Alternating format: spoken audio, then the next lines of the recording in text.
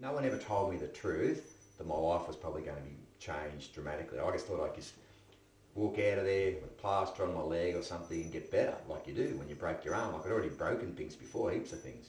Like I've had that many broken bones, it's ridiculous, but every time they put a bit of plaster on or stitch you up, you come good, so it's routine, you know, you break something, it gets better.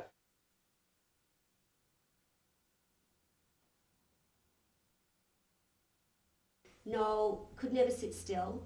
It could be 3 o'clock in the afternoon and Noel would say, I feel like a coffee, let's go to Lygon Street. So off we'd head, you know, the hour and a half, hour and three-quarter drive down to get a cup of coffee. Kerry was always just this hot girl hanging around her brother at the motorbikes, and one day Rodney said, oh, why don't you take my sister out?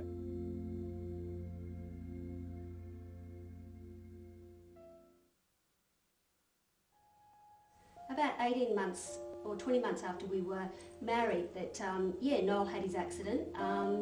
And I never got worried when Noel was racing. He was always, he was very skillful and, very clever man. Probably cleverest person I know, I think. I've been racing up this damn track, which was the track I love most. I've never fallen off in 9 years up there. And one night I fell off.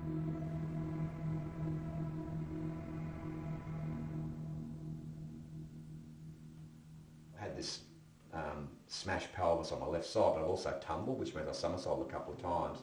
And my left leg has gone through my smashed pelvis and sort of dislocated, but the pelvis was all smashed off, and I think I might have tumbled a couple of times.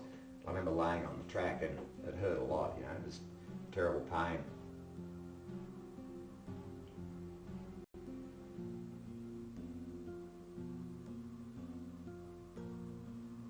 Well, it was quite a shock that he'd actually really, had smashed his hip as badly as he had.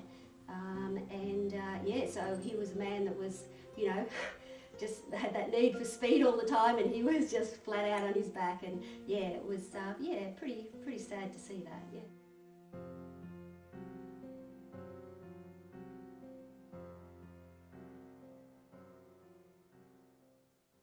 I finally got out of hospital and then I had to recuperate at home, and eventually I got home and I just had to hang around, and I had to go to physio every day for like 7 months. I was off work for over a year.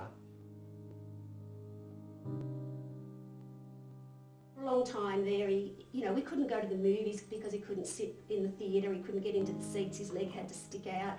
We couldn't go dancing, and I used to like dancing, and those sort of things sometimes used to niggle at me, and I'd think, can't do the things that everybody else is doing, but look, you just push on and get over that. She seemed fine, but I couldn't do anything about it, could I? I couldn't give her a hug, I couldn't do anything. It must have been really hard emotionally on her. I don't know how she handled it, I don't know what was going on in her brain. It would have been pretty hard for her though. It took quite some years for him to really, get comfortable in his own skin again, and took on the bike riding, which was a godsend really. I mean, Noel, needed another passion, and he likes to, once he gets his teeth into something, he just takes it on. But I didn't think I'd ever be any good at cycling because I was pretty well stuffed, and I didn't understand at the time, because no one ever, I found cycling a bit hard because I felt a bit alienated. I really didn't know whether people were ready to accept me. Eventually, with my cycling, I became friends with a guy called Kevin McIntosh. He was head coach of the Australian paracycling team, and he said to me, do you want to start cycling in the paracycling? I said, why? I'm not one, am I? I didn't even know what it was. And he goes, yeah, well, you're pretty stuffed.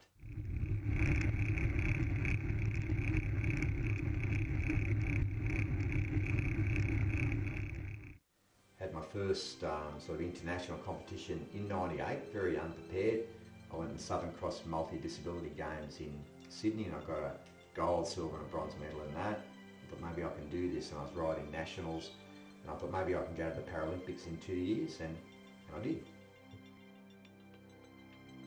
So I'm a very proud person. I know my kids and my brothers are proud of me, and my ex-wife's proud of me, and I guess my dad's proud of me, and my mum would have been if she'd been alive, and people that love me, so it's been a great journey.